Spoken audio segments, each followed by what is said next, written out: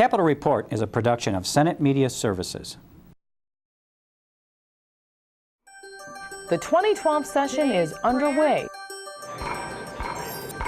We examine two controversial bills, stadium and voter ID, on Capitol Report.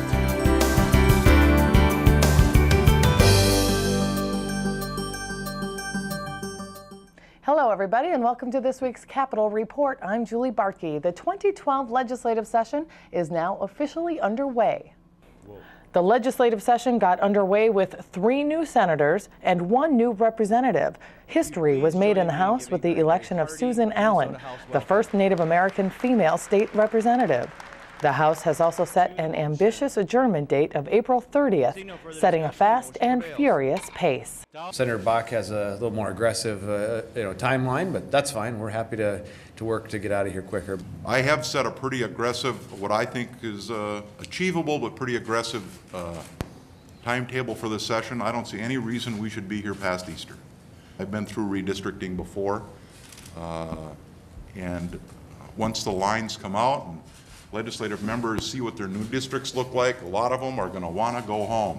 They're going to be representing a lot of new ground, a lot of new constituents to meet, and so I just don't think we should bite off more than we can achieve in a very timely way.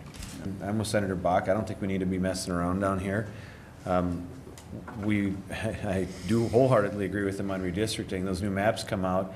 There's going to be a lot of folks that are going to be looking at their new quote-unquote areas and want to go drive around, kick the tires, and see where their new precincts are, where they aren't. So I mean, with anything this session, whether it's a stadium, whether it's a reform initiative, whether it's a number of the things that we have on our Reform 2.0 agenda, sooner is going to be way better than later.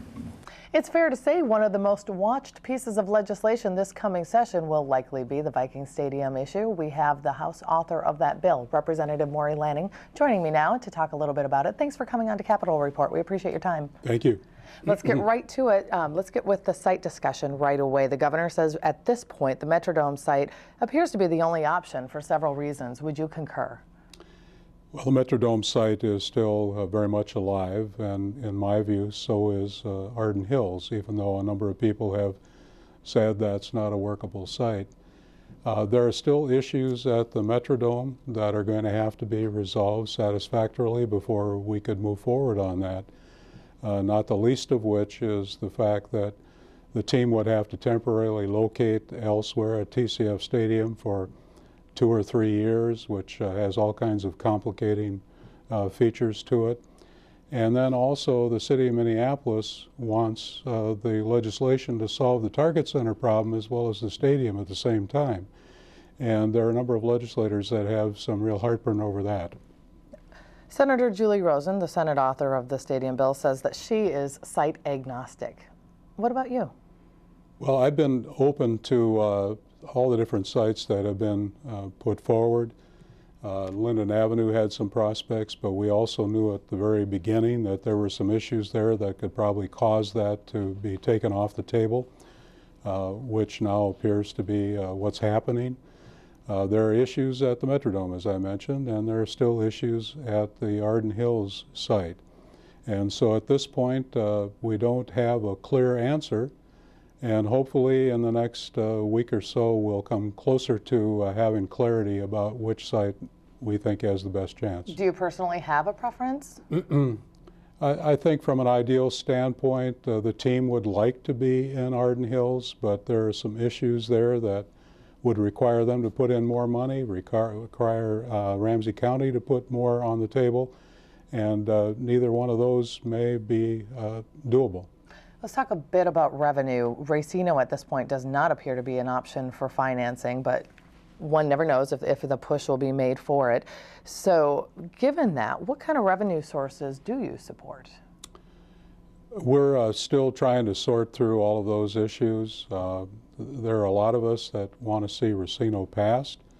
There are concerns about tying that to the stadium in the event that there's any legal challenge to the Racino legislation.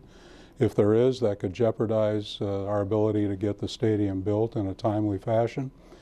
The charitable gaming alternative, the electronic pull tabs, also has a fair amount of support, and we're trying to come down on that as a work group, bipartisan work group. And I would hope in the next week or so we would be able to conclude which option is the best. Representative Lanning, it's fair to say that this is a very, very fluid issue. Governor Dayton has credited both you and Senator Rosen for your Herculean, I knew I'd have a hard time with that word, your efforts on this issue. So what would you consider the greatest challenges thus far in trying to craft this? Well, the challenges are the parameters we've been given. No new taxes. From the very beginning, we have made it clear, I have made it clear, we're not going to raise any statewide income or sales taxes to do this. That's clearly been off the table from day one. We thought a local option sales tax might be able to do the job, and then because of the push for a referendum, that had to be taken off the table, even though the state has allowed local option sales taxes to be put in place without a referendum on a number of occasions in the past. We still felt politically that just was not doable. And so we keep having these wrinkles or curveballs that are thrown at the project, which makes it very difficult to put together the revenue streams you need to do the job. And given that, take us behind closed doors a little bit. The Vikings appear to still be on board with wanting to stay in the state of Minnesota. Are you surprised by this? No, they've made it very clear all the way along that they want to be in Minnesota. They want to be in Minnesota wherever it may be. They have had issues with different sites. They still have an issue with the Metrodome, which is a complicating factor right now. But they're committed to being here. The NFL wants them to be here. But as I've said from the very beginning, if Minnesota is unwilling to do a new facility, not just for the Vikings, but for all the other things that take place in the Metrodome, if Minnesota is not willing to do that, then I believe the team will end up being sold, and the new owners will move the team somewhere else. What does your gut tell you about this negotiation process or the crafting of the legislation? How much longer do you think the Vikings will remain committed to staying in Minnesota before perhaps their frustration level gets to the point where they throw their hands up and say, all right, enough's enough? Well, I think that we need to get something done. We need to resolve this issue this session. If it drags on beyond this session, who knows what's going to happen. The Vikings probably will lose their patience and be looking at other alternatives at that point. We need to get this issue resolved. The people who are for it want it resolved. The people who are opposed to it want it resolved. Of course, they want it resolved in a different way, but everybody wants this resolved. I think everybody's gotten tired of this issue continuing to attract the headlines and the news coverage. It's understandable that it does, but everyone is going to be a loser if this issue is not resolved in this session. And Senate Majority Leader Dave Senjum has said that he predicts on the Senate side anyway, it'll be a really tight vote. He's going 34-33 in favor of, and that's just a number he threw out. But what are your predictions for the House? We've known all along it's going to be a close vote, and we've known all along that there will not be 68 Republicans voting for it or 34 Republicans in the Senate voting for it, that we're going to have a significant number of minority members, DFL members, in both the House and the Senate that vote for this in order to get that 68 magic number in the House and 34 in the Senate. Think you can get it done? We still have hope, but it's still not a done deal, and lots of things can happen yet, but we're committed to getting it accomplished. And, you know, everybody talks about this in the context of it being a Viking stadium. I want everybody to keep in mind that the Metrodome is host to all kinds of high school and college and entertainment events that take place throughout the year, and Minnesota needs a facility like that. We're not just talking about a dome facility for a football team. We're talking about a facility that's for a whole lot of other important things to our quality of life in Minnesota. Okay, with that viewpoint, thank you for your time today, Representative Lanning. We will, of course, track this throughout session. Thank you. Movement on the stadium issue continued.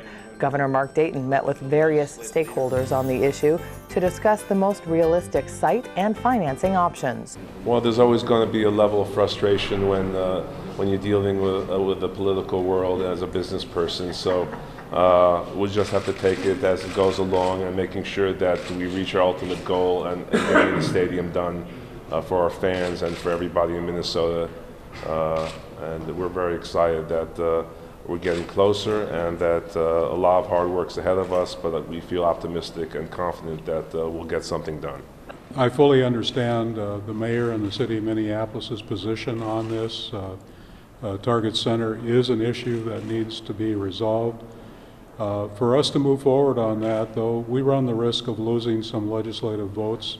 And I first want to say thank you to the Ramsey County Board for being so diligent in doing the proper steps. However, the food and beverage tax is not going to work, and so we've put some confinements around them. If they can come back to us, with another proposal to keep this alive by the end of the week, then we'll take another look at it. But at this point, it's not doable as far as I'm concerned.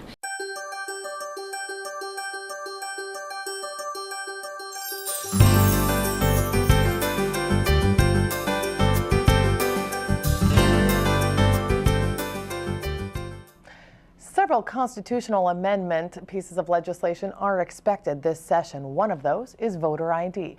Here to discuss the issue, we have the Senate author, Scott Newman. Thank you for joining us today. We appreciate your time. Thank you very much for having me. Senator Newman, you are taking on this issue. You did not have it last year. It was passed by the Senate. It was passed by the legislature last year, vetoed by the governor.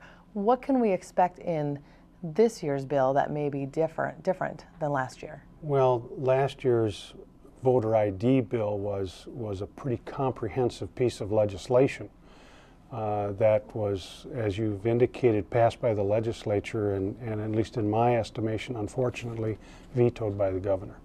This piece of legislation is, in terms of the language and the length of the bill, is much simpler and is a constitutional amendment or a bill for a constitutional amendment. Therefore, it won't go to the governor. So the biggest change on this legislation versus the legislation from last year, is that it is a very short bill, and it is for a constitutional amendment. So what are some of the key pieces that are taken out this year in an effort to simplify it? The bill itself, the constitutional amendment, simply would require the legislature to pass a law that would require the presentation of a voter ID at no charge to the voter. The legislation from last year encompassed, a number of pages and really got into the minutia of how this is going to work. That is not included in the constitutional amendment voter ID bill. So the devil in the details would come later if it is approved by voters? That is correct. Okay. That is correct. So critics do contend with the voter ID issue that it disenfranchises certain groups like college students, the elderly, and some low-income Minnesotans.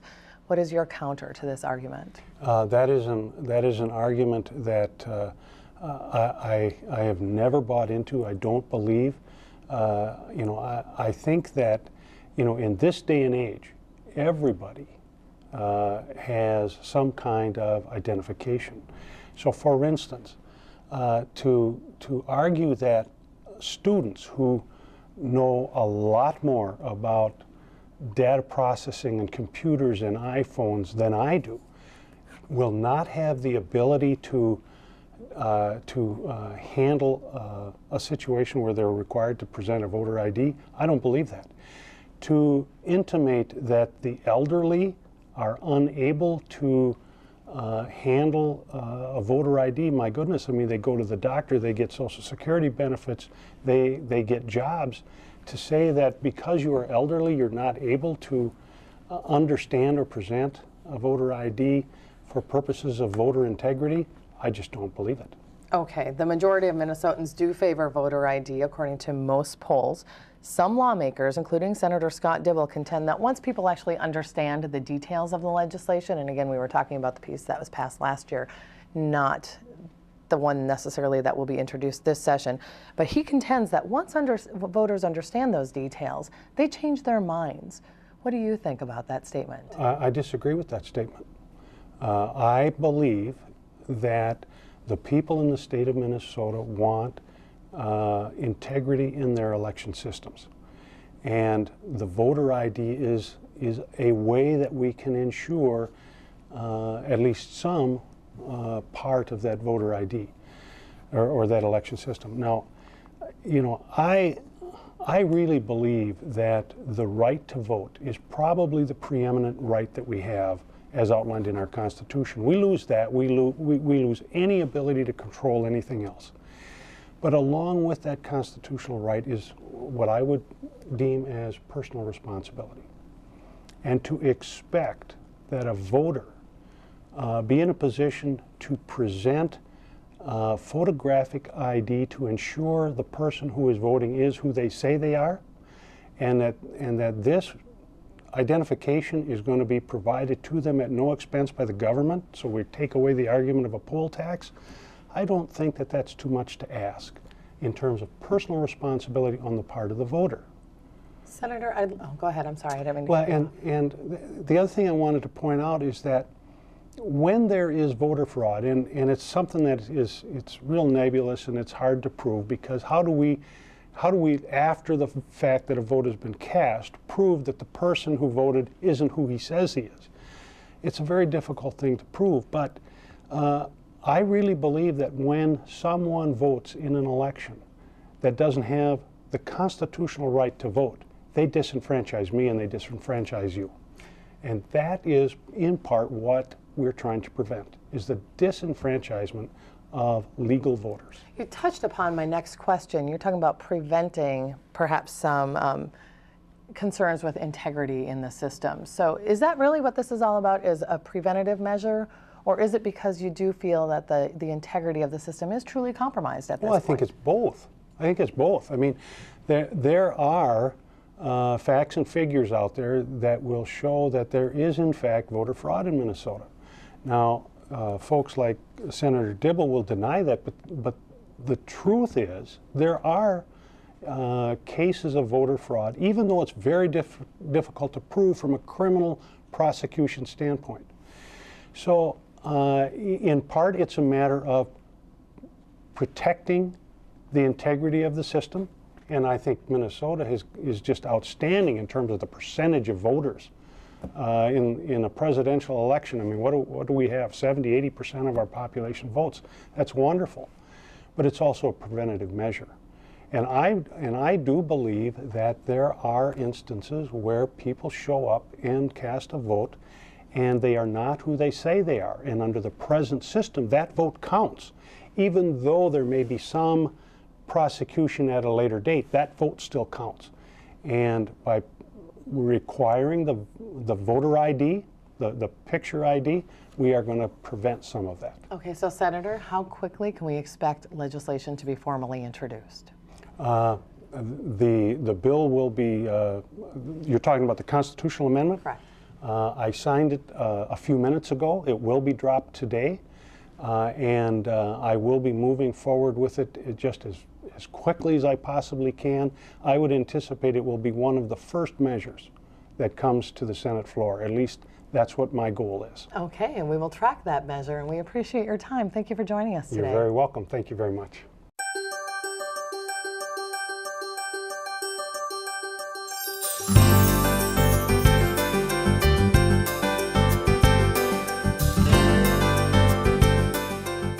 Here to discuss the stadium issue and voter ID, we have DFL Senator Scott Dibble. Thanks for joining us today. Thanks, we Julie. certainly appreciate it. Absolutely. Let's begin with some stadium talk. Now, Minneapolis is a strong contender for a new stadium site. Ramsey County is still in the running as well.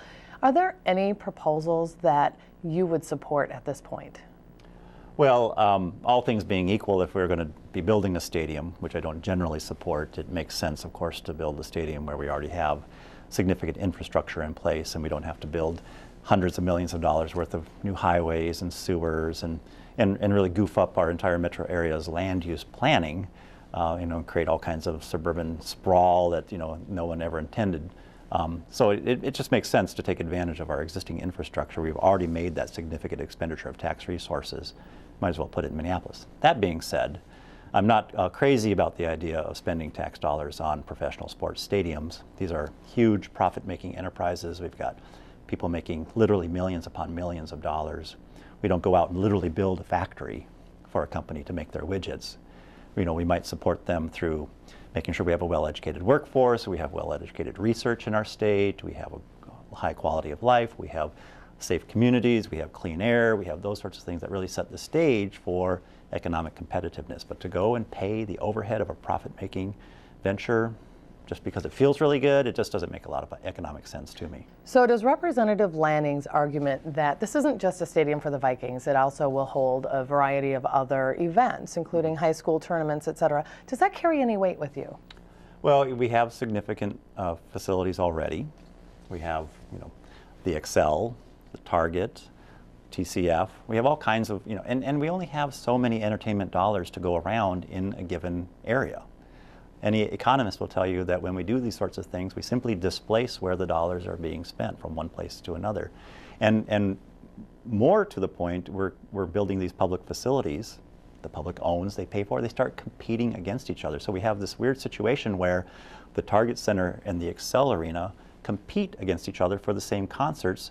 What happens is then the concert venue folks who schedule these concerts just play the two off against each other, and they end up taking more profit home, and the public is left holding the bag. So let's say you're the one who's crafting this entire negotiation process. What would you like to see, and would you like to see the Vikings stay in Minnesota? And if so, what would you like to see done to keep them here? Well, if we're going to, the thing that happens with stadium debates is they create all kinds of political energy and creativity, and they soak up all the political capital. They just suck the oxygen out of the state capitol.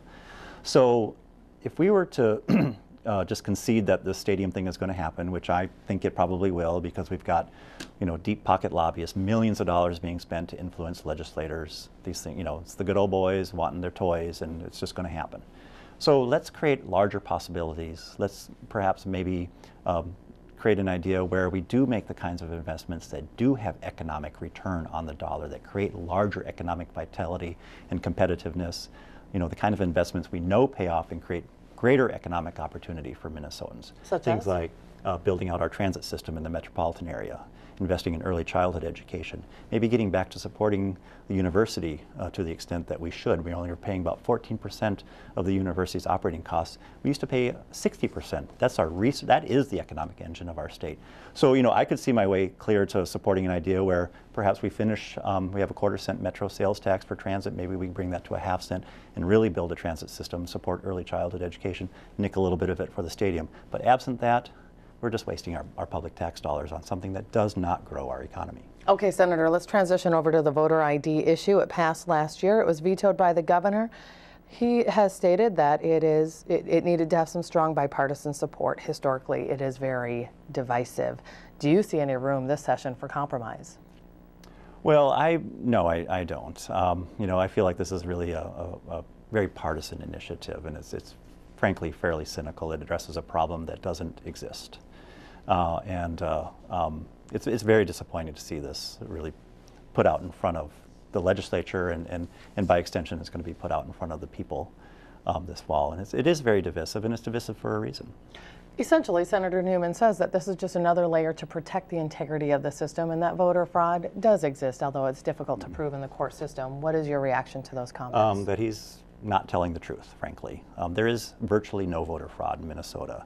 And to equate, showing an ID with regular transactions in stores and stuff is really debasing the nature of what is a constitutional guarantee, what is at the very foundation of our democracy. Everyone should have the right to vote. Everyone should have free and fair access to the polls. We have a profoundly effective system of guarding against voter fraud, and there is virtually no voter fraud in the state of Minnesota. It is designed to affect a partisan outcome in the upcoming elections. It's using the Constitution for partisan purposes.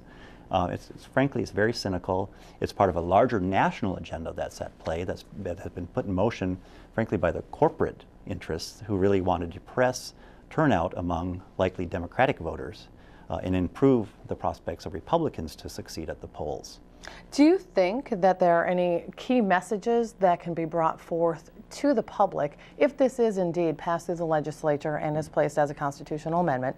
What message do you think could turn right now the majority of Minnesota voters do approve of of a voter Right, ID right. measure. Well, So what do you think can turn I think that if around? voters understand that this is simply keeps voters from voting.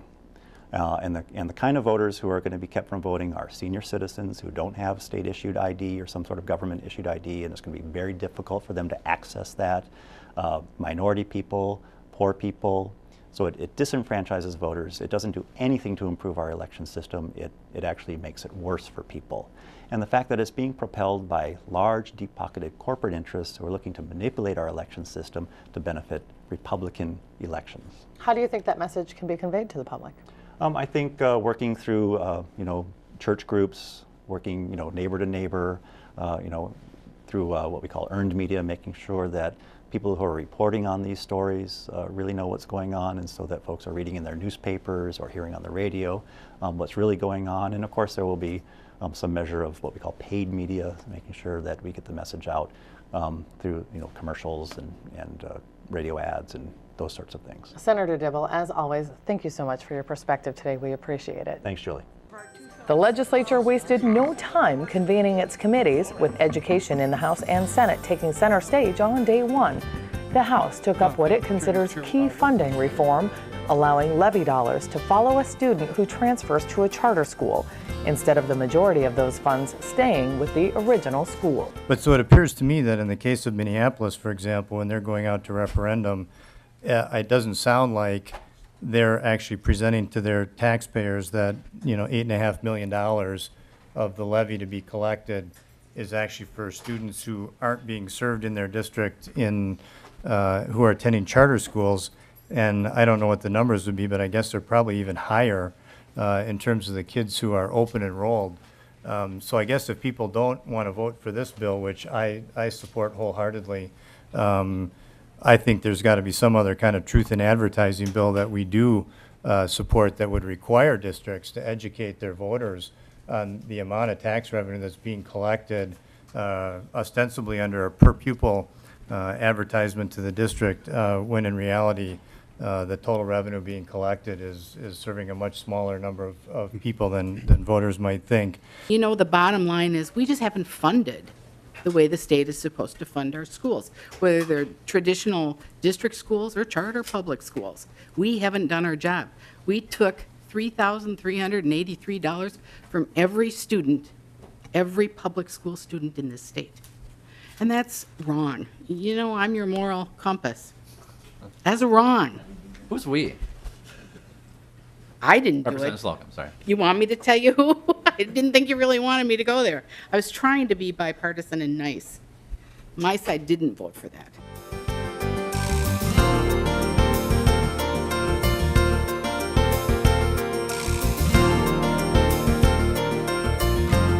It's now easier to stay in touch with activity at the state capitol. Senate Media Services is on Facebook, YouTube, and Twitter. Find the links on our homepage. So follow us and follow the Senate. And that wraps up this week's program. From all of us at Senate Media Services and House Public Information Services, I'm Julie Bartkey. Thanks for watching Capitol Report.